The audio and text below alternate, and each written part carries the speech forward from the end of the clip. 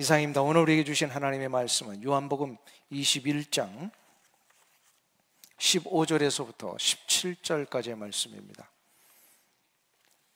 요한복음 21장 15절에서 17절까지의 말씀, 우리 석절을 같이 한 절씩 교독하신 후에 17절을 한 목소리로 같이 봉독하겠습니다.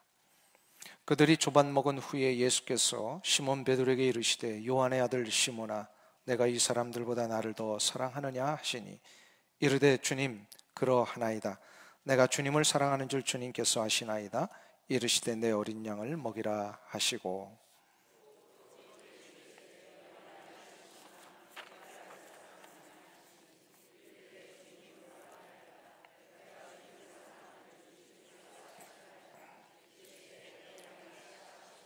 같이 읽습니다. 세 번째 이르시되 요한의 아들 시몬아, 내가 나를 사랑하느냐 하시니 주께서 세 번째 내가 나를 사랑하느냐 하심으로 베드로가 근심하여 이르되 주님 모든 것을 아시오매 내가 주님을 사랑하는 줄을 주님께서 아시나이다. 예수께서 이르시되 내 양을 먹이라. 아멘. 우리 잠시 튀르키예 연합 비전 출입팀 파송하는 시간 가겠습니다. 우리 참여하시는 단원들 잠깐 올라오시겠습니까? 올라오시면은 총 11명이 지금 가게 되는데요. 우리 선교 소식란에 보면 튀르키예 연합 비전 출입팀 우리 기도 제목이 좀 있습니다. 함께 좀 보시겠습니까? 예. 요 앞에 있는 분들 얼굴은 조금 이따 보시고 우리 기도 제목을 좀 먼저 보시면 좋겠어요. 주보에 선교 소식란을 보시면 튀르키예 연합 비전 출입팀 10월 20일부터 30일까지 열흘간 이제 다녀오게 됩니다. 기도의 제목이 9가지가 있는데 여러분들 이분들을 파송하신 후에 좀 기억하시고 튀르키예를 위해서 기도해 주시기를 부탁을 드립니다. 튀르키예 땅은 원래 헌법상으로는 종교의 자유가 보장된 나라입니다.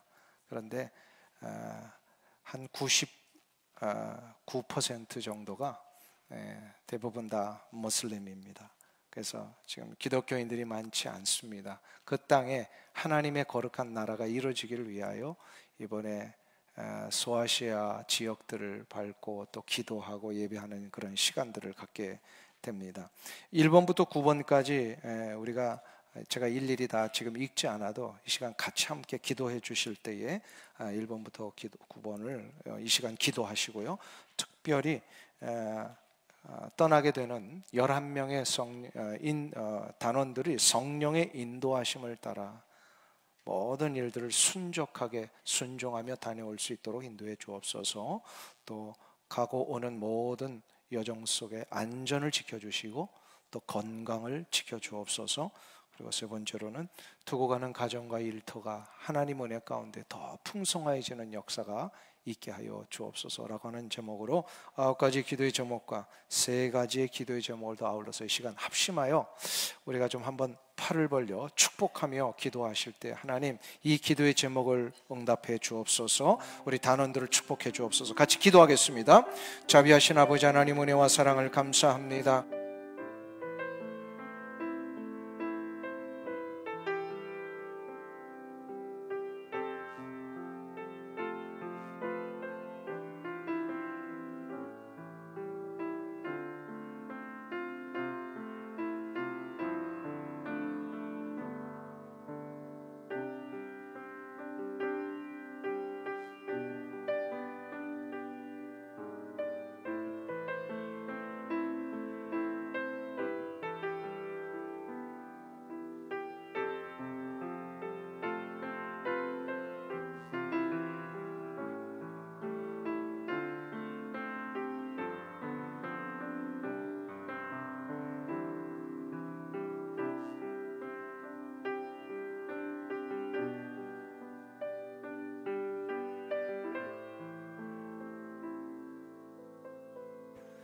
자비하신 아버지 하나님, 이 시간 주의 은혜와 사랑을 감사합니다.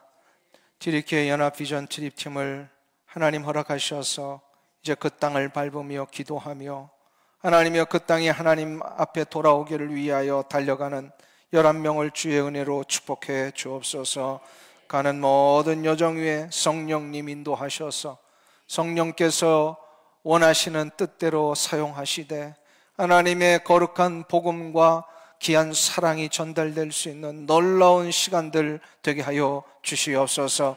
특별히 먼 길을 오고 갈 때 안전을 지켜주시고 하나님의 건강케 하셔서 한 사람도 나고자 없게 하시고 모두가 다 건강한 몸으로 기쁨 가운데 가슴에 벅찬 놀라운 은혜의 역사들을 안고 돌아올 수 있도록 인도해 주시옵소서. 두고 가는 모든 가정과 일터를 주의 손에 맡깁니다. 하나님이여, 돌아와서 더 놀라운 풍성한 역사들을 눈으로 확인할 수 있도록 은혜 위 은혜를 더하여 주옵소서. 튀르키예 땅을 축복하시고 아직도 하나님이여 수많은 사람들이 하나님을 알지 못한 채 하나님의 신음하는 저 땅에 오니 불쌍히 여겨주시고 하나님이여 소수의 그리스도인들을 남겨주셨을 때는 하나님이 뜻이 분명히 계신 줄로 믿사오니 저들을 통하여 하나님 놀라운 복음의 확장이 일어나게 하여 주옵시고 세우신 시리아 난민 교회들을 통하여 저 중동 땅에 하나님의 이슬람 땅에 하나님의 놀라운 복음의 역사들이 확산되어 나갈 수 있도록 은혜 위 은혜를 더하여 주시옵소서. 주의 거룩하신 손으로 그 땅을 축복하시고 놀라운 복음의 확장이 일어나는 것을 우리로 하여금 보게 해 주시옵소서. 감사드리며 예수님의 이름으로 기도하옵나이다. 아멘. 우리 박수로 한번 격려하시면서 잘 다녀오시라. 네, 감사합니다. 네, 들어가시면 되겠습니다. 네. 우리 앞뒤 좌우에 계신 분들과 함께 성도의 교제 나누실 때에 한번 우리 1부 때 목사님이 이렇게 인사를 가르쳐 주셨어요. 우리 천국 백성들이기 때문에 내 것을 갖다 마음껏 쓰세요 그러시더라고요. 네 거 내 거 없죠. 우리 사도행전 강해 때 배웠잖아요. 우리 내 것을 갖다 쓰세요 그러셨습니다. 우리 서로를 향해서 한번 축복의 인사 나누겠습니다. 한번 악수하시고요. 주님의 이름으로 환영합니다. 예. 내 것을 마음껏 쓰세요 하면은 뭐라고 얘기해야 돼요? 예, 감사합니다. 오늘 할렐루야 찬양대에 귀한 찬양 감사하고요. 주님의 이름으로 우리 모든 분들 축복합니다. 이제 건준 목사님 나오셔서 말씀 전해 주실 때 큰 박수로 한번 환영해 주시면 감사하겠습니다.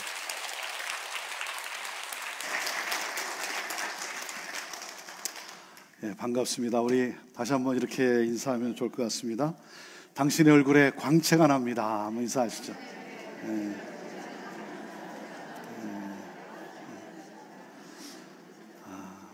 환경은 때로 우리로 하여금 눈물 나게 할 때가 있습니다. 상황은 우리를 우울하게 만들 때가 있습니다. 하지만 하나님이 나와 함께 하시고 내가 주 안에 있기 까닭에 감사할 수 없는 상황 속에서 감사하고 기뻐할 수 없는 상황 속에서 기뻐하고 찬양할 수 없는 상황 속에서 찬양할 수 있는 것, 이것이 바로 그리스도인의 능력인 것입니다. 사랑하는 여러분, 어떠한 상황과 어떤 환경에 있다 할지라도 하나님이 나와 함께 하시기 까닭에 그 하나님을 바라보는 가운데 여러분의 얼굴에 평안이 있고 소망이 있고, 그래서 소망을 잃은 사람들이 여러분을 보고 소망을 얻게 되고 예수 그리스도를 모르는 분들이 여러분을 통해 예수 그리스도를 만나는 복된 삶을 살게 되기를 축복합니다. 옆에 분의 얼굴에 너무 광채가 나니까 궁금하지 않습니까? 아니 어떻게 이분은 이렇게 얼굴이 밝은가? 너무 궁금하니까 한번 물어봐야 되지 않겠습니까? 자, 이렇게 한번 물어보시죠. 혹시 오렌지 카운티 한인교회 성도입니까? 이렇게 한번 물어보시죠. 혹시 오렌지 카운티 한인교회 성도입니까? 네. 네. 이것이 교회입니다. 이것이 교회입니다. 여러분의 교회에 대한 소문을 듣고, 특별히 믿지 않는 분들이 여러분의 교회에 대한 소문을 듣고 밝은 얼굴을 볼 때마다 혹시 당신은 오렌지 카운티 한인교회 성도입니까? 혹시 당신은 그리스도인입니까? 이 질문을 많이 받고 하나님 앞에 서게 되기를 축복합니다. 우리는 survivor, 생존하기 위해서 이 땅에 존재하는 것이 아니라 우리는 revival, 부흥을 위해 이 땅에 존재하는 거예요. 이 나라와 민족을 축복하기 위해서. 사랑하는 여러분, 우리는 빌어먹기 위해서 이곳에 와 있는 것이 아닙니다. 우리는 이 나라와 민족을 축복하기 위해서. 이것이 바로 우리를 향한 하나님의 거룩한 꿈이에요. 우리에게는 꿈이 있어요. 우리가 태평양을 건너올 때 우리가 가져온 꿈이 있어요. 우리 모두가, 거의 모두가 이 태평양을 건너올 때 가져온 꿈, 그것이 뭡니까? 아메리칸 드림이에요. 아메리칸 드림. 아메리칸 드림이라는 게 뭡니까? 잘 먹고 잘 사는 것이죠. 그런데 우리가 하나님을 인격적으로 만나고 나면 우리 안에 하나님의 거룩한 꿈이 있다는 것을 우리는 발견하게 됩니다. 그것이 뭡니까? 킹덤 드림이에요. 킹덤 드림. 하나님 나라의 꿈. 이 세상을 축복하기 위해서, 이 나라와 민족을 축복하기 위해서. 여러분, 그렇기 때문에 우리 때문에 여러분 이 땅이 복을 받아야 되는 거예요. 우리 오렌지 카운티 한인교회 때문에 여러분 이 커뮤니티가, 이 나라와 민족이 복을 받아야 되는 거예요. 이것이 바로 우리를 향한 하나님의 거룩한 꿈이라고 하는 사실이에요. 그래서 하나님은 창세기 12장에 보면 아브라함을 부르시면서 하나님이 이렇게 말씀을 하세요. 너는 고향 친척 아비집을 떠나라 그래요. 고향 친척 아비집을 떠나라. 그러면서 하나님이 약속을 하십니다.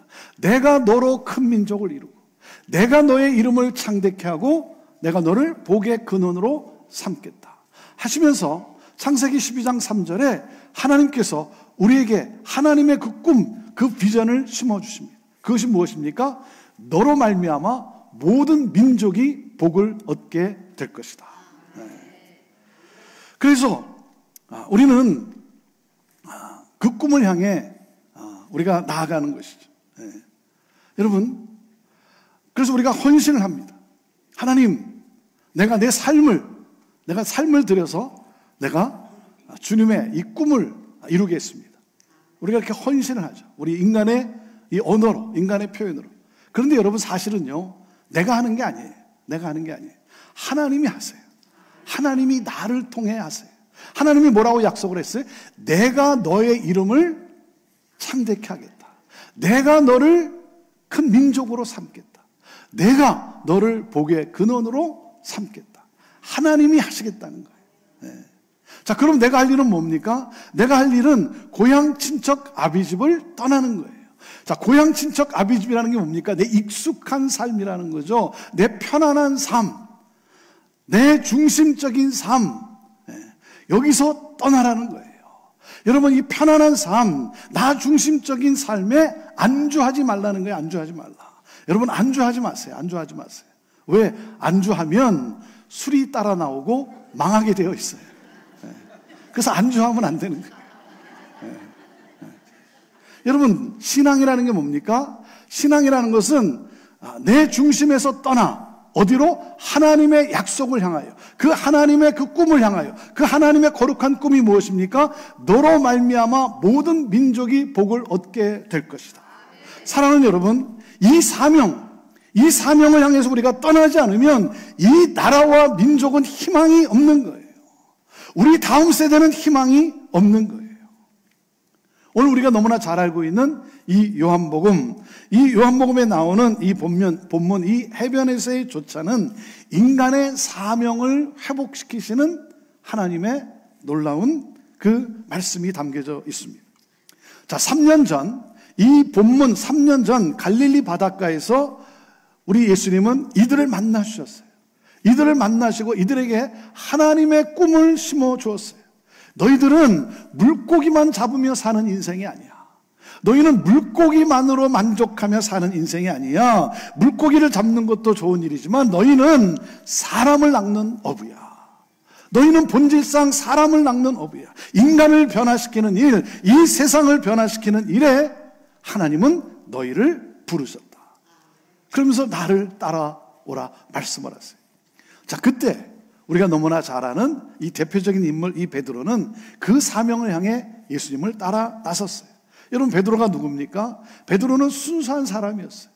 베드로는 정말 열정이 있는 사람이었어요. 그래서 그는 누구보다도 정말 예수님의 제자로서 멋지게 살고 싶었어요. 그래서 다른 사람은 몰라도 나는 주님을 위해 내 목숨을 내놓겠다라고 고백했던 사람이 베드로예요. 그리고 주는 그리스도시요 살아계신 하나님의 아들입니다라고 명확하게 신앙을 고백했던 사람이 바로 베드로예요. 그리고 예수님을 잡으러 온 사람들 앞에 예수님을 사랑한 나머지 그래도 칼을 뽑아 휘둘렀던 사람이 베드로입니다. 그리고 다른 제자들은 다 도망갈지언정 그래도 예수님이 잡혀가신 그 제사장 가야바의 뜰까지 갔던 사람이 바로 베드로예요. 그렇게 예수님을 사랑한 사람이에요. 정말 제자로서 멋지게 살고 싶었어요. 그런데 그 가야바의 그 뜰에서 한 여종의 질문 앞에 나는 예수를 모른다라고, 그리고 예수를 저주까지 하고 말았어요. 그것은 베드로가 하고 싶었던 말이 아니에요. 여러분, 베드로가 하고 싶었던 말은 뭡니까? 사람들이 물으면 네, 나는 예수님의 제자입니다, 나는 예수님을 사랑하는 사람입니다 라고 고백하고 싶었던 사람이 베드로예요. 그런데 갑자기 어둠의 그림자가 그를 덮치면서 그 어둠이 그를 휩싸이면서 살아야겠다는 생각과 함께 자기 입에서 나온 말이 예수님을 모른다라고, 예수님을 저주한다고 그렇게 말을 한 거예요. 하고 싶지 않았던 말이에요. 근데 살아야겠다는 생각과 함께. 그래서 그 실패 때문에 그가 무기력한 그러한 상태에 놓여 있고 맙니다. 그 실패의 상처가 그를 짓누르고 있어요. 이것이 바로 베드로의 현 주소였죠. 여러분, 우리가 살다 보면 원치 않았는데, 내가 원하지 않았는데 내 삶이 엉망이 되는 경우가 있지 않습니까? 정말 자녀들을 정말 잘 키우고 싶었어요. 그래서 열심히 일했어요. 정말 땀 흘려 열심히 일했어요. 그런데 사춘기에 접어들고 그러면서 반항하기 시작하고 말을 듣지 않는 거예요. 그래서 그냥 화가 나서 그냥 뚜껑이 열려가지고 너 나가 그랬어요. 나가란 말은 아니죠. 그냥 화가 나서 그냥 내 입에서 나가. 그런데 나가라 그랬다고 집을 뛰쳐나가고, 그래서 부모와 자녀의 사이 간에 자녀와 이 사이에 엉망이 되고 말고, 결혼해서 정말 행복하게 살고 싶었어요.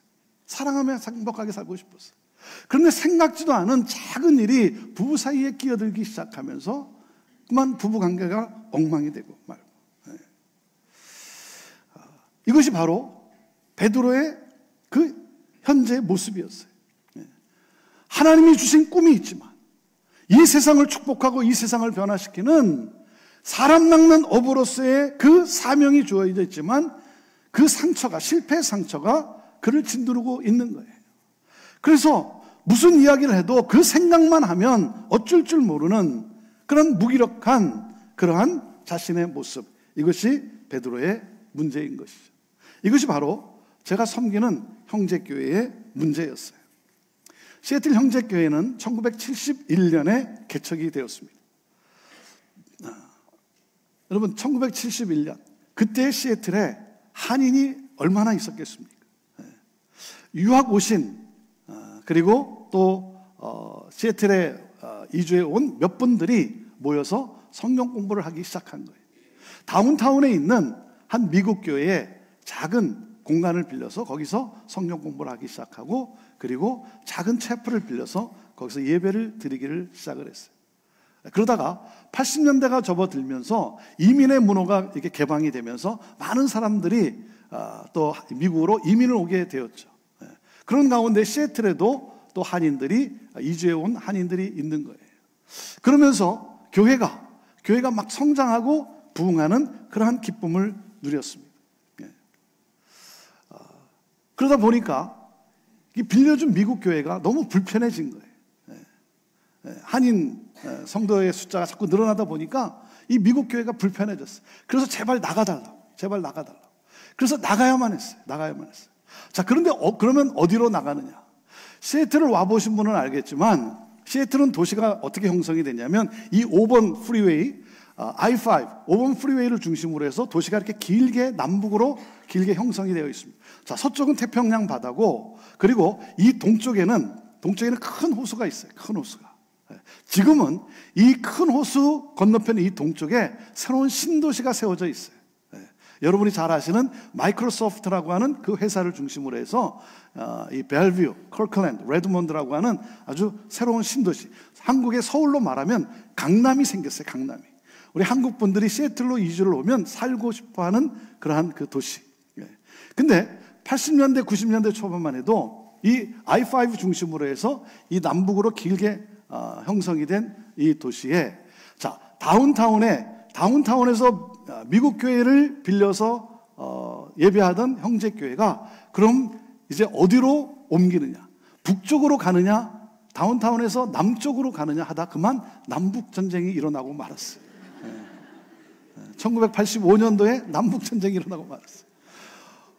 뭐 이렇게 싸우고 그런 건 아니지만 다 마음들이 상했어요. 왜? 북쪽에 사는 성도들은 교회가 북쪽으로 와야 되고 남쪽에 사는 성도들은 교회가 남쪽으로 와야 되는 거예요. 그래서 다 마음이 상해가지고 그냥 나는 내가 살고 있는 가까운 곳에서 나는 거기서 예배를 드리란다 하면서 교회가 한 3개가 막 개척이 되고 성도들이 다 흩어지고 떠나고 만 거예요. 그 사건으로 인해서 교회를 개척하고 14년 목회를 하셨던 일대 목사님도 이 사건으로 인해서 시애틀을 떠나야만 했어요.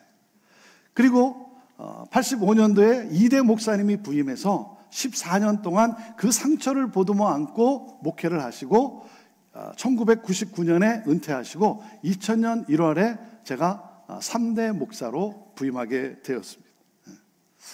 목회를 시작할 때 하나님이 제게 주신 열정이 있었어요. 꿈이 있었어요. 그것은 뭐냐면 기성교회에 대한 꿈이었어요. 이 전통교회에 대한 꿈이었어요. 교회를 개척하셔야 될 분들은 개척을 해야 되지만 하나님은 저에게 이 기성교회에 대한 꿈을 주셨어요. 기성교회도 변해서 부흥할 수 있다는 그러한 모델을 창출하는 거였어요. 교회가 성장하고 부흥하는 기쁨을 누렸는데 어느 순간부터 교회가 정체되기 시작하고 젊은이들은 빠져나가고 교회는 점점 하향 곡선을 그리기 시작하고 고령화되기 시작하고 이대로 가다간 이 교회 건물이 어떻게 될 것인가? 우리 1세대들이 정말 피땀 흘려서 수고하고 하나님 앞에 나와 이 모든 것 하나님이 주셨습니다 감사하며 하나님 앞에 헌금을 드리고 그 드려진 헌금으로 마켓을 사서 개조하고 공장을 사서 개조하고 땅을 사서 건물을 짓고 기쁨으로 하나님 앞에 예배를 드렸는데 어느 순간부터 교회가 정체되기 시작하고 하향 곡선을 그리고 젊은이들은 빠져나가고 고령화되기 시작하고 하나님이 제게 은혜를 한번 부어주시면 기성교회도 변해서 부흥할 수 있다는 모델을 창출함으로 수많은 기성교회들과 함께 꿈을 나누고 그들을 섬기는 그러한 목회를 하고 싶습니다. 그러한 가운데 2000년 1월 28년 된 시애틀 형제교회에 부임하게 되었습니다. 지난달 53주년 감사 예배를 드렸어요. 형제교회 부임할 때 제가 37이었습니다. 37에 부임했는데 28년 된 교회, 작년이 약 200명 출석하는 교회예요. 여러분 지금도 작년 200명이면 결코 적은 숫자가 아니죠. 그리고 오래된 건물이긴 하지만 그 당시 남은 성도들이 그 다운타운에서 가까운 아주 오래된 마을 한복판에 오래된 마을 회관을 구입해서 주차장도 없는 그냥 스트리트 파킹하는 이웃 주민들과 함께 스트리트 파킹하는 오래된 마을 회관을 구입을 해서 예배를 드리는. 그래서 뭐 주차장도 없지만 그래도 건물을 가지고 있는 그러한 교회였어요. 부임해서 예배를 드리는데 너무 감사한 거예요. 너무 감사한 거예요. 그런데 집에 와서 있다 보면 마음이 점점 공허해지기 시작하는 거예요. 정말 교회가 변할 수 있을까? 왜냐하면 제가 37에 부임했는데 200명이 앉아서 예배를 드리는데 저희는 70 넘으신 분들을 백카페라고 합니다. 백카페 회원이 40-50명이 이 앞에 앉아 계시고 평균 연령 60 넘으신 13분의 장로님이 이 앞에 두 줄 앉아 계시고 그리고 성도님들이 앉아 계시는데 제가 37에 부임했는데 제 또래도 없고 저보다 젊은 사람도 없는 그런 교회였어요. 제가 형제교회 부임하면서 제일 미안한 두 사람이 있었어요. 두 사람. 제 두 아들이었어요. 두 아들. 초등학생과 유치원생. 두 아들을 데리고 형제교회를 왔는데 놀 아이들이 없는 거예요. 함께할 아이들이 없는 거예요. 제가 부임했을 때 14년이 지났건만 이 이전에 대한, 이 건축에 대한 상처로 인해서 정말 무기력한 그러한 교회의 모습이었어요. 함께 예배를 드리고 또 식사도 하고 교제도 하지만 이 이전에 대한, 건축에 대한 이야기만 나오면 그 상처가 다 부르르 떠올라서 부르르 떠는 그러한 교회였어요. 그러니까 주차장도 없는 교회이기 때문에 교회를 이전해야 되는 건 누구나 다 알고 있는 거예요. 거기서 어떻게 확장할 수도 없고 그러니까. 그래서 제가 부임하기 전 7년 전에 건축위원회가 다시 구성이 되었고 그리고 건축 헌금도 하고 그랬는데 7년 동안 아무 일이 일어나지를 못하는 거예요. 왜냐하면 북쪽에 무슨 좋은 장소가 났다 그러면 남쪽이 반대해서 안 되는 거예요. 그러다가 이 동쪽이 생겼다 그러지 않습니까? 동쪽이 90년대 후반부터 이 동쪽이 생겨서 동쪽에서 오시는 성도들이 계신 거예요. 그러니까 동쪽에 무슨 좋은 땅이 났다 그러면 남북이 합세해서 반대해서 안 되는 거예요. 사람이요, 자기의 목적을 이루기 위해서는 또 원수하고도 손을 잡더라고요. 그 제가 부임하고 얼마 되지 않았는데 북쪽에 계신 한 권사님이 전화가 왔어요. 목사님, 너무나 중요한 일입니다. 급한 일입니다. 꼭 만나야 됩니다. 그래서 제가 너무나 궁금하지 않아요? 전화를 받으면서. 그래서 네, 권사님, 제가 갈 텐데 그래도 무슨 일인지 잠깐 설명해 주시면 좋겠습니다. 전화로 설명이 안 된대. 제가 운전하고 갔어요. 그 권사님 뭐라고 그러신지 아세요? 목사님, 교회는 북쪽으로 와야 됩니다. 제가 북쪽에 있는 권사님을 만났다는 소식을 들었는지 남쪽에 계신 집사님이 전화가 왔어요. 너무나 중요한 일이고 빨리 만나야 된다는 거예요. 제가 운전하고 갔어요. 그 집사님 뭐라 그랬겠어요? 목사님, 교회는 남쪽으로 와야 됩니다. 교회가 전부 다 자기 집 뒷마당으로 와야 돼요. 자기 집 뒷마당. 그 형제교회 모습이었어요. 여러분, 이것이 바로 베드로의 현 주소였죠. 실패 가운데 그 실패 상처로 인해서 무기력한 베드로의 그러한 모습. 그런데 여러분, 기적 중의 기적은 무엇인지 아십니까? 기적 중의 기적은요, 하나님은 나를 포기하지 않으셨다는 거예요. 이게 기적이죠. 하나님은 결코 여러분을 포기하신 적이 없어요. 베드로를 포기하지 아니하시는 하나님, 형제교회를 포기하지 아니하시는 하나님. 여러분, 그 사명, 하나님이 주신 그 거룩한 꿈, 그 사명을 다시 회복할 수 있는 여러분, 그 능력은 도대체 무엇이겠습니까? 교회가 변화되어지고 회복되어지고 그리고 다시 부흥할 수 있는 그 능력은 도대체 무엇이겠습니까? 그것은 바로 주님의 사랑이에요. 사랑의 능력이에요. 제가 예배를 드리면 너무 좋은데 집에 와 있으면 마음이 공허해지는 거예요. 정말 교회가 변할 수 있을까? 내가 그렇게 교회의 변화에 대해서 외치는데 우리 백합회 회원들은 그것을 이해하고 그리고 그 비전에 함께 할 수 있을까? 그러면서 어떤 생각이 드냐면 어르신들은 젊은 나 때문에 고생하고 나는 어르신들 때문에 고생하는 건 아닐까? 그러다가 또 수요일 저녁 예배 시간이 다가오면 준비한 말씀을 가지고 예배를 드리면 너무 좋은 거예요. 근데 집에 와 있으면 너무 공허. 그런 가운데 한 4주째 되는 주일이었어요. 4주째 되는 주일. 제가 축도를 하고 나면 먼저 이제 문 앞에 나가 서 있습니다. 그럼 우리 성도님들이 이제 나오기 시작하고 그러면 이제 악수하고 인사하고 이렇게 헤어지는 거죠. 제가 수예배 때도 그렇게 해갖고 주일 예배 때도 그렇게 했어요. 근데 그 4주째 되는 주일날 제가 축도하고 나서 먼저 문 앞에 가 서 있었어요. 그러면 우리 백합회 우리 회원들이 먼저 이렇게 나오십니다. 정말 이렇게 백합꽃이 활짝 피셨어요. 백합회 회원들이 먼저 나오세요. 그러면 이제 인사하고 이제 헤어지는 거죠. 그래서 이렇게 딱 서 있는데, 이렇게 나오시는 걸 보면서, 인사를 드려야지 하고 한 발을 딱 내딛는데, 그때 갑자기 너무 사랑스러운 거예요. 그냥 한 분 한 분이 너무 사랑스러운 거예요. 그래서 그냥 부둥켜 안고 허그하고, 권사님, 사랑합니다. 축복합니다. 집사님, 강건하셔야 합니다. 축복합니다. 너무 사랑스러운 거예요. 그러면서 그때 제 머리를 강타한 것이 뭐였냐면, 준아, 이게 목회야. 준아, 이게 목양이야.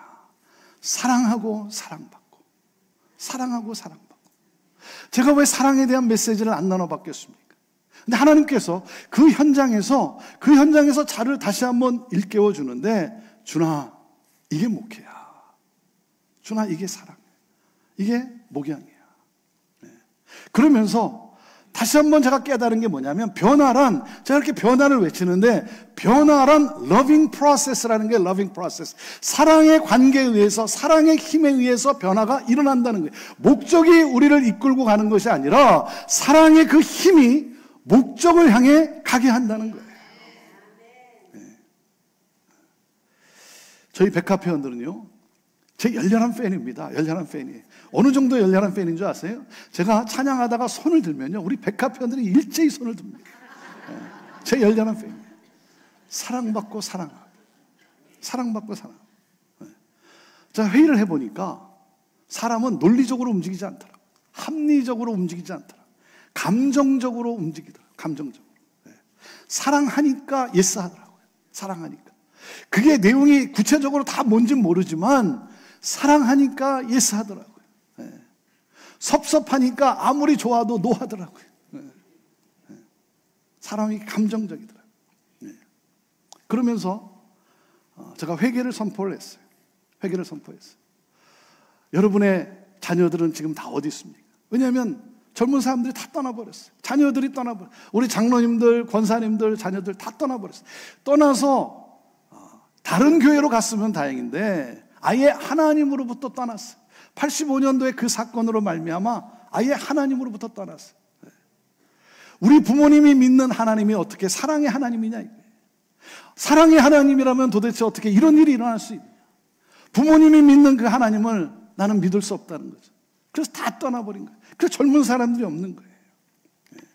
그래서 회개를 선포했어요. 우리 회개합시다. 우리 하나님 앞에 회개하며 기도합시다. 여러분, 부모 세대의 회개 없이는 다음 세대의 부흥은 없습니다. 부모 세대 회개 없이는 다음 세대의 부흥은 없어요. 우리 성도들이 회개를 하기 시작하는데요, 그냥 회개합니다가 아니라 가슴을 치며 통곡하며 회개를 하기 시작했어요. 하나님, 우리 죄악 용서하시고 우리 자녀들, 그래서 손주들, 하나님 다시 주님 앞에 돌아올 수 있도록 하나님 우리 죄악 용서하시고 통곡하며 기도를 하기 시작한 거예요. 기도를 하기 시작하다 보니까 뭐예요? 기도의 그 힘이 뭡니까? 상대방을 용납할 수 있는, 그 용서할 수 있는 힘이 주어지기 시작하는 거예요. 한 걸음 더 나아가서 상대방을 사랑할 수 있는, 품을 수 있는 그 힘이, 그 능력이 주어지기 시작한 거예요.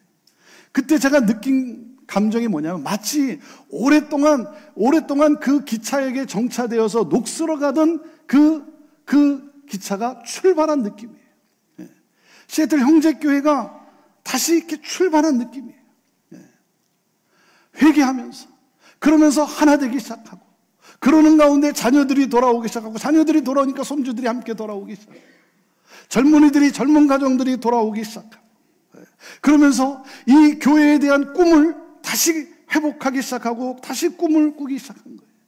하나됨의 역사가 일어나고, 이 하나 되기 시작하니까 하나님이 땅을 보여주시는데 차로 40분 떨어진 곳이에요. 40분 떨어진 곳이에요. 다 자기 집 뒷마당으로 교회가 와야 됐다고 생각했던 성도들이 40분 떨어진 곳, 우리 이곳에서 이 좁은 데서 아웅다웅하지 말고 우리 좀 넓은 곳으로 갑시다. 넓은 곳으로. 그 40분 떨어진 곳에 하나님이 땅을 보여주시는데 14에이커 땅을 보여주시고, 그리고 그 땅을 구입을 하는데, 구입을 하고 교회 건물을 짓기 시작하는데 우리 성도들이 뭐라는 줄 아세요? 이렇게 말을 하는 거예요. 내가 멀어서 교회 가기 힘들면 교회 옆으로 이사 가면 되지. 교회 옆으로 이사 가면 되지. 그러면서 그 지역이 개발이 되기 시작하면서 한 3,000세대의 집이 들어서기 시작하는 거예요. 그러니까 또 우리 한국 사람들이 또 새 집을 좋아하잖아요. 새 집을.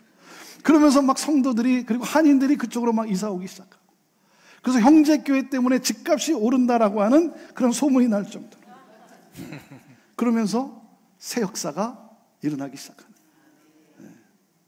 서로 사랑하니까 하나됨이 이루어지고. 이렇게 목회를 하다 보면요, 어떤 분은 이렇게 쪽집게 인생을 사는 분이 있더라고요. 뭘 자꾸 집어내. 웬만한 사람은 관심이 없어요. 웬만한 사람은 그런 거에 대해 관심이 없는데 뭐 이상한 거를 이렇게 집어내가지고 그걸로 판단을 하고 그리고 따지고. 여러분, 어떤 데 보면요 정말 이상해요. 귀신 같아요. 뭐 저런 거 다 끄집어가지고. 따지고 판단하고 비판하고. 여러분, 따지고 판단하고 비판한다고 해서 여러분 교회에 새 역사가 일어납니까? 부흥이 일어납니까? 여러분 자녀를 야단쳐서 자녀가 변하던 거예요? 아니죠. 사랑하니까 변하죠. 네. 여러분 잘못된 거 있으면 고쳐야죠. 잘못된 거 있으면 바로 잡아야죠. 여러분 잘못된 것을 고치려면 먼저 그 사람을 사랑해야 하는 거예요. 네. 그 사람을 사랑해야 되는 거예요. 여러분 너무 이렇게 두 눈 부릅뜨고 살지 마세요. 그냥 이렇게 한눈 감고 사세요. 한눈 감고. 예. 한 청년이 TV를 보다가 자기의 마음에 쏙 드는 한 자매를 TV 속에서 보게 된 거예요. 예. 수소문 끝에 그 자매의 주소를 찾아냈어요. 그래서 막 편지를 보내기 시작하는 거예요. 계속 편지를 보내는데 3년 만에 답장이 왔어요. 3년 만에. 예. 그래서 3년 만에 이 두 사람이 만나기로 약속을 한 거예요. 그러니 얼마나 막 마음이 설렜겠습니까? 그래서 3년 만에 딱 만났는데 이 자매가 형제를 보는 순간 화가 났어요. 화가 났어요. 이 형제가 애꾸눈이에요. 애꾸눈. 애꾸눈이기 때문에 화가 난 게 아니라 아니 어떻게 애꾸눈인데 3년 동안 한 번도 나에게 이 말을 하지 않았냐. 이건 날 속인 것 아니냐. 그래서 화가 난 거예요. 아니 내가 언제 당신을 속였냐. 아니 3년 동안 한 번도 얘기하지 않은 게 이게 나를 속인 거 아니냐. 그러니까 그 형제가 뭐라 그러는지 아세요? 아니 내가 처음 편지 쓸 때 뭐라 그랬냐? 한눈에 반했다고 쓰지 않았냐?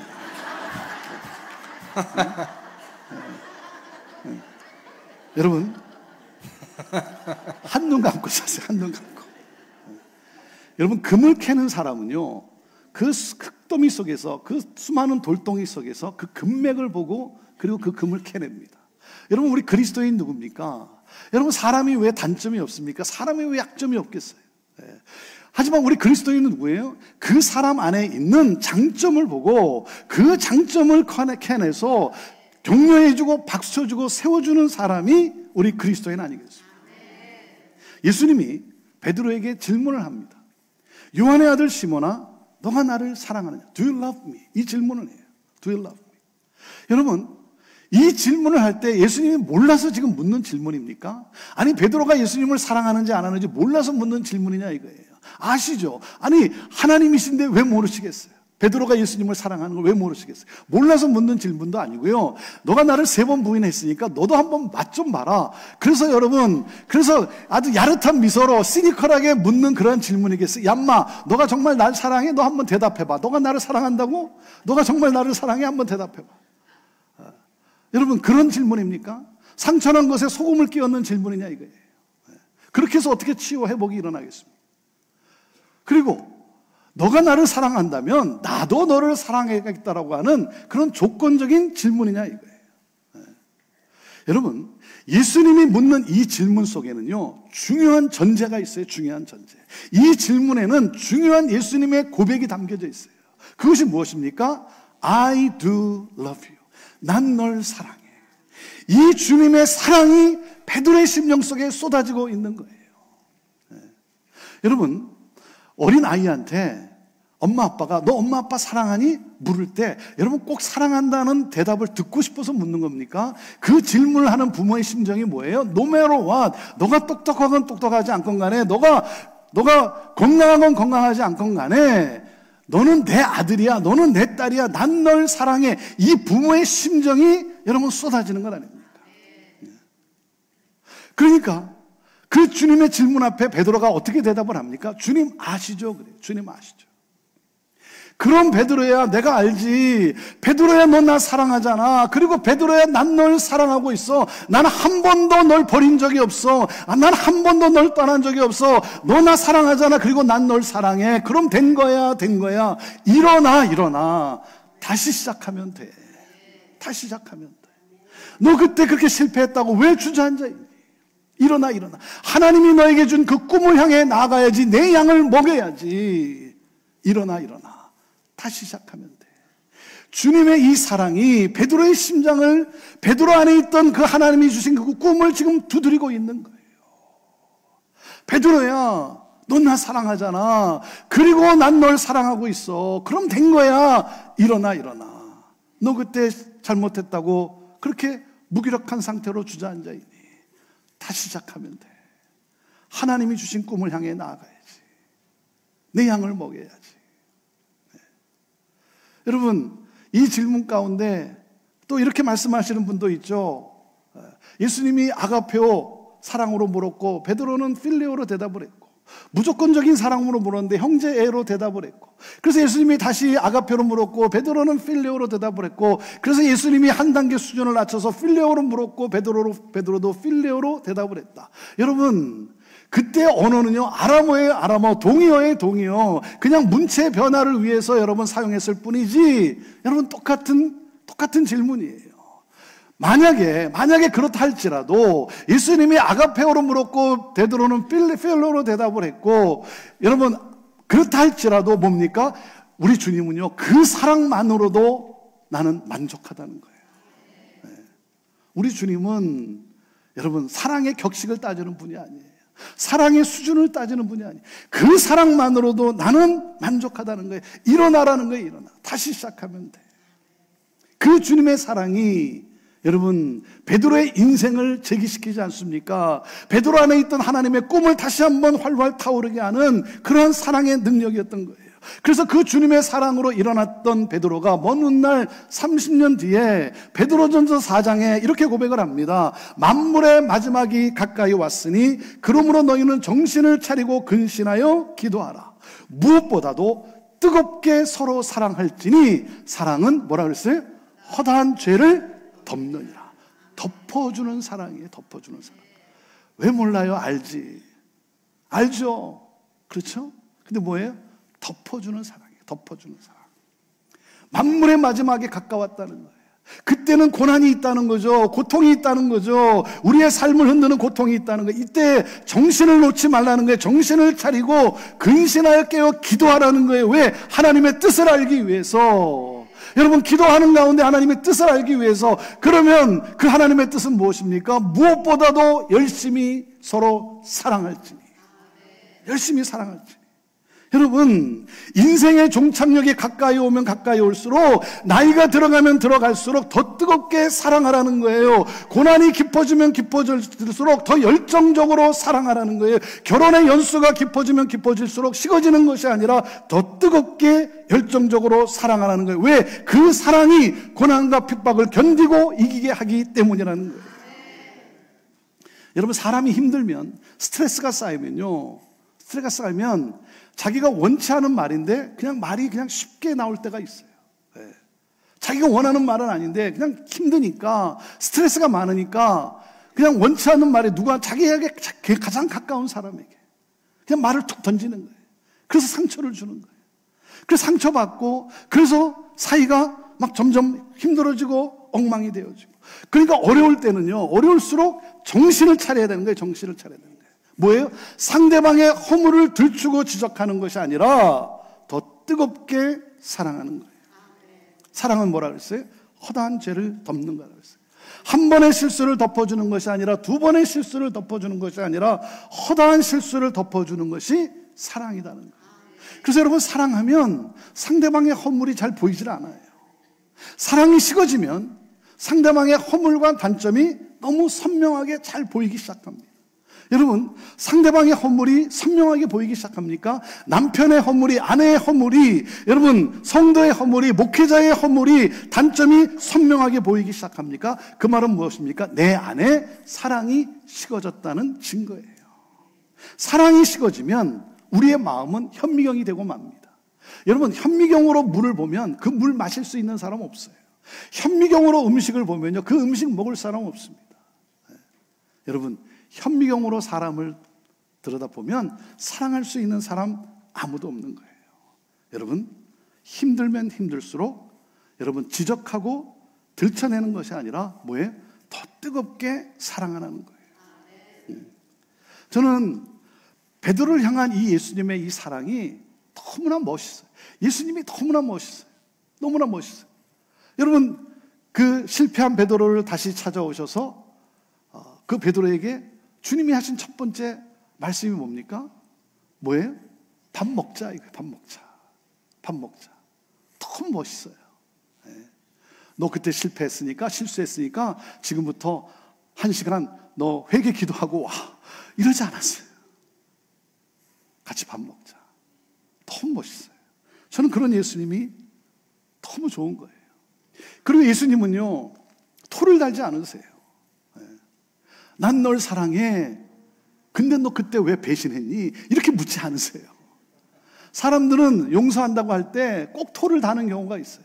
나 널 용서해. 근데 너 그때 왜 그랬어? 이렇게 꼭 토를 다는 분들이 계세요. 우리 주님은요, 그냥 사랑한다는 이 질문이요, 제가 너무나 감사한 건 이 질문이 과거 시제가 아니라 현재 시제라는 게, 현재 시제.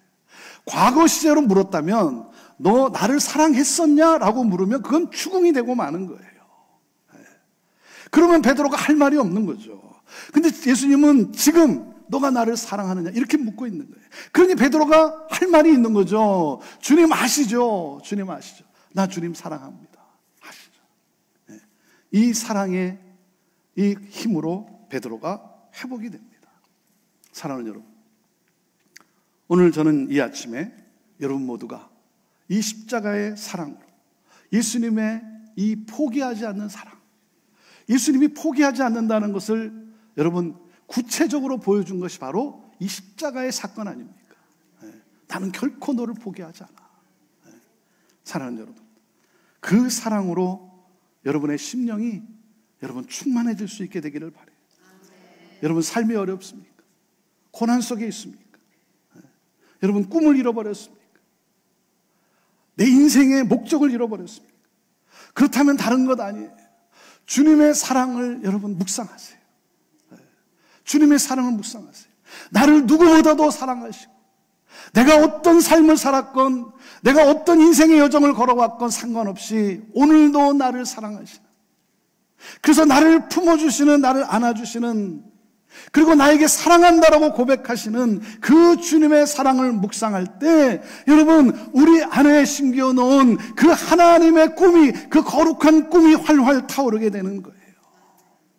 여러분 그 주님의 사랑에 여러분의 삶을 던지세요. 맡기세요. 여러분 힘들고 어려울 때 다른 것 아닙니다. 여러분 이 주님의 음성을 듣는 거예요. 너 나 사랑하잖아. 그리고 나도 널 사랑하고 있어. 그럼 된 거야. 일어나. 다시 시작하면 돼. 내 양을 먹여야지. 내 꿈을 향해 나아가야지. 너 힘들다고 너 왜 포기하려고 하니? 하나님이 너에게 준 꿈이 있잖아. 너 가정 살려야지. 왜 포기하려고 하니? 여러분 누군가가 나를 무시하고 나를 조롱하고 누군가가 나를 짓누를 때, 그때 여러분 그 음성을 묵상하는 것이 아니라 나를 누구보다도 사랑하시는 주님의 음성을 묵상하는 거예요. 그 사랑을 묵상할 때 여러분 우리는 다시 일어날 수가 있는 거예요. 우리를 다시 일어날 수 있게 하는 것은 여러분 그 주님의 사랑이에요. 여러분 사랑에는 한계가 있어요. 우리 인간의 사랑에는 한계가 있어요. 우리가 사랑하죠. 그러나 여러분 우리 사랑이 한계에 다다를 때가 있는 거예요. 내가 이렇게 사랑하는데 그래도 반응하지 않는 그 상대방을 볼 때 포기하고 싶고, 내가 그만두고 싶은데 그래도 내가 한 번 더 참아야지. 그리고 밥상을 차려놨는데 이 남편이 안 들어와. 이 밥상을 그냥 엎고 말어 할 때, 이게 인간의 사랑이에요. 포기하고 싶은, 끝장내고 싶은, 그때 필요한 것이 무엇입니까? 그때 필요한 것이 바로 이 십자가의 사랑이, 인간의 사랑의 한계를 뛰어넘는 그 주님의 그 사랑. 여러분 그 사랑을 우리가 묵상할 때, 그 주님의 음성을 들을 때 여러분 그 사랑의 능력으로 우리는 다시 일어나서 그 하나님의 꿈을 향해 나갈 수 있는 거예요. 여러분 예수 믿는다는 것이 무엇입니까? 예수 믿는다는 것은 예수님을 닮아간다는 것이죠. 여러분 예수님의 어떤 성품을 닮고 싶으세요?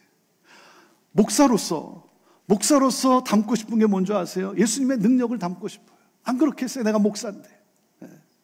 물로 포도주를 만드신 예수님의 그 능력이 내게서 막 나타나면 좋겠고, 물 위로 걸어가신 그 예수님의 능력이, 오병이어의 기적을 일으키신 예수님의 능력이 막 내게서 나타나면 좋겠고, 병든 자를 위해서 기도할 때마다 그 나은 예수님의 그 치유의 능력이 내게서 막 나타나면 너무나 좋겠고, 안 그렇겠습니까? 내가 목사인데. 그런데요, 제가 정말 담고 싶은 게 뭔지 아십니까? 제가 정말 담고 싶은 것은요, 간음의 현장에서 붙잡혀온 여인을 정죄하지 아니하고 그 여인의 인생을 재기시켰던 그 주님의 사랑을 담고 싶은 거예요. 다 도망가는 제자들의 그 발길이지만, 예수님께 등을 돌리고 다 도망가는 제자들의 그 발걸음이지만, 먼 훗날 복음 들고 산을 넘을 그 제자들의 그 발걸음, 그 발을 바라보시면서 그 발을 붙잡고 발을 씻겨주신 그 주님의 사랑, 그 사랑을 담고 싶은 거예요. 그 사랑을 조금이나마 흉내라도 내면 좋겠어요. 사랑하는 여러분, 우리 안에는 하나님의 거룩한 꿈이 있어요. 나같이 보잘것없는 내게 왜 이런 꿈을 주셨는지, 이 하나님의 이 거룩한 꿈이 있어요. 축복하고 살려내고 그리고 회복시키는, 여러분, 이 놀라운 사명, 이 사명을 향한 이 나에게 주신 그 주님의 그 사랑을 여러분 묵상하세요. 난 널 사랑해. 너 날 사랑하잖아. 그럼 된 거야. 일어나. 다시 시작하면 돼. 너 살려내야지. 너 가정, 너 살려내야지. 너 왜 포기하려고 하니? 내 양을 먹여야지.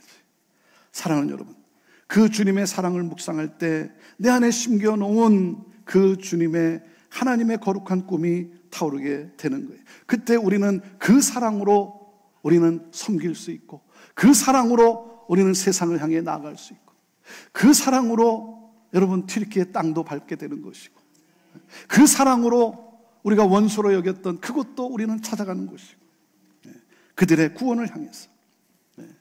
사랑하는 여러분 모두가 정말 그 하나님의 꿈을 이루어 드리는 그러한 여러분의 삶이 되기를 주님의 이름으로 축복합니다. 여러분, 그렇기 때문에 가장 중요한 것은 무엇입니까? 가장 중요한 것은 사랑의 공동체를 이루는 거예요. 우리가 함께 사랑하는 공동체, 우는 자와 함께 울고 기뻐하는 자와 함께 기뻐하는 그러한 공동체를 이루는 거예요. 여러분, 교회의 힘은 건물이 크게 있지 않습니다. 교회의 힘은 사람의 숫자에 크게 있지 않아요. 교회의 힘은 사랑의 크기에 있는 거예요. 사랑의 크기에 있는 거예요. 당신은 왜 그 교회를 가십니까? 당신은 왜 오렌지 카운티 한인교회를 왜 가십니까? 라고 물을 때 여러분 들려주고 싶은 대답이 무엇입니까? 듣고 싶은 대답이 뭐예요? 이거 아니에요? 거기 가면, 오렌지 카운티 한인교회 가면 거기엔 사랑이 있습니다. 거기엔 사랑이 있습니다. 사랑의 공동체로서 그 주님의 사랑의 능력으로 하나님의 꿈을 이루어드리는 많은 영혼들이 구원을 얻게 되고 예수님을 만나게 되고, 그리고 이 세상을 축복하는, 세상을 변화시키는 그러한 영적 부흥을 일으키는 그러한 여러분 모두가 될 줄로 믿습니다. 기도하겠습니다.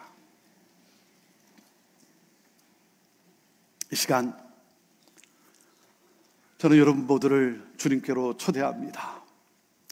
혹시 여러분 가운데 이 영상으로 함께 예배하는 가운데 아직도 예수 그리스도를 나의 구주로, 내 인생의 주인으로 모시지 못한 분이 계십니까?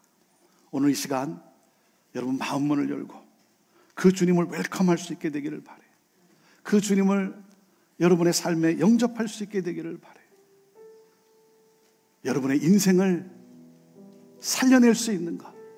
포기하고 싶고 그만두고 싶고 다 끝내고 싶은 그런 상황에 놓일 때 다시 일으켜낼 수 있는 그 사랑의 힘은 바로 십자가의 사랑, 예수 그리스도의 사랑입니다.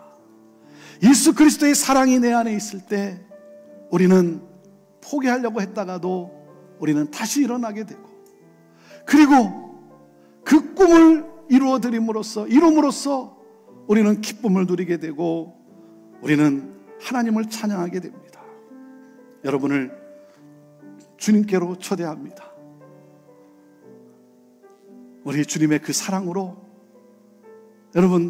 여러분의 인생에 하나님이 주신 꿈을 향해 나아가야 되지 않겠습니까? 이 시간 예수님을 나의 구주로, 나의 주인으로, 내 인생의 주인으로 내가 모시겠습니다. 영접하겠습니다. 믿겠습니다. 우리 그렇게 고백하시는 분들은 가슴에 두 손을 얹어보시기를 바랍니다. 여러분을 위해 제가 기도해 드리겠습니다. 우리 성도님들, 우리 먼저 믿은 분들도 가슴에 손을 얹어 보시기를 바랍니다. 하나님, 이 시간 예수가 나의 그리스도이심, 나의 구주이심을, 예수님이 나의 구원자이심을, 내 인생의 주인됨을 하나님 고백하며 하나님 믿음으로 받아들이는 그 우리 한 분 한 분 가운데 주님 그 삶의 영혼 가운데 들어오시고 그 삶을 인도하여 주옵소서. 하나님 믿지 못했던 어리석음도 용서해 주시고 하나님 함께 하셔서 동행해 주시고 하나님 삶을 한 걸음 한 걸음 인도하시면서 하나님의 그 놀라운 우리 안에 심겨진 그 꿈을 이루는 그 복된 삶을 살아가는 우리 귀한 영혼들 다 되게 하여 주옵소서. 하나님 아버지, 오늘도 그 주님의 사랑을 묵상하면서 그 주님의 사랑에 감사하며 주님의 음성을 들으며 하나님 다시 시작하면 돼. 일어나 내 양을 먹여야지. 하나님의 꿈을 향해 나아가야지. 너에게 맡겨준 가정, 자녀들, 너에게 맡겨진 영혼들 살려내야지. 하나님, 이 꿈을 향해 오늘도 다시 일어나 이 문을 열고 나서는 우리 사랑하는 성도들, 하늘문을 여시고 하늘의 신령한 은혜와 복으로 충만하게 하시고 그 사랑으로 나아가게 하여 주옵소서. 사랑으로 서로를 대하며 사랑으로 감싸 안고 함께 우는 자와 울고 기뻐하는 자와 함께 기뻐하는 사랑의 공동체로서 우리 오렌지 카운티 한인교회가 사랑의 공동체로 소문이 나고, 그러므로 하나님 그 사랑의 목마른 상처 입은 자들이 이곳에 와서 치유되어지고 회복되어지고 주님을 만나고 함께 기뻐하며 함께 주님을 찬양하는 하나님, 이 놀라운 이 부흥 주여 주께서 허락하시는 줄로 믿습니다. 그렇게 역사하시는 줄로 믿습니다. 주여 우리를 사용하여 주시옵소서. 사랑합니다. 찬양합니다. 주님 영광 받으시옵소서. 예수님의 이름으로 기도합니다. 아멘.